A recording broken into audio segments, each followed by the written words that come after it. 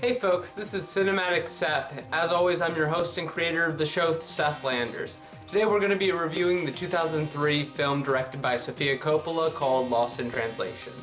It takes place in Tokyo, mainly surrounding this hotel that overlooks a lot of the streets and busy city.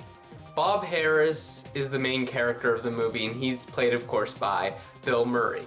The story revolves around him as an actor who's doing a commercial in Japan. He stays in Japan longer than expected when things get stalled with the photo shoot. He meets a stranger at a bar named Scarlett, and she's played by Scarlett Johansson. Through numerous chance encounters, they form a bond and begin to slowly learn more and more about each other. So these two people happen to be in the same hotel in the same city. The woman is a newlywed and her husband is a working photographer. With a somewhat medium cast, 51 to be exact, there are several supporting characters in this movie.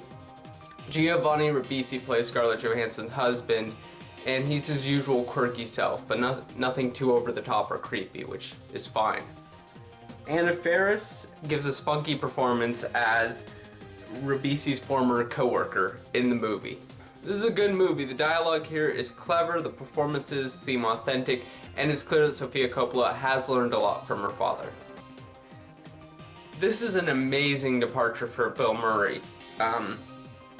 Usually he plays a goofy, cynical, yet genuine person who ends up being a great guy, and while a couple of those characteristics are present in the movie, it's a different character than what we're used to seeing him play.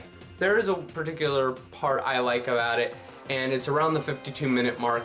It's after one of these party sequences, and the two main characters are sitting down in this narrow hallway. And there's a couple lines around him, kind of like a graph chart with some print or whatever, and I just thought that was such a great perspective shot, and the rule of thirds applied in that shot, and it was just so interesting to see that put together. And it was a pretty long shot. I mean, the shot held on for at least a minute or so until it cut to the next one, but it was this wide shot of them in the hallway. It was really good.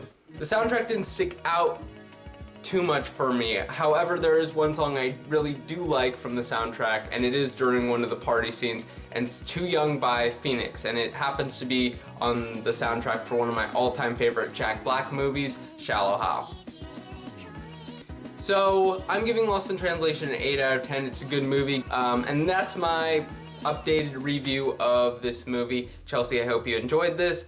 Thank you so much for watching, and I hope to see you all very soon. Thanks for watching. Cinematic Seth, out.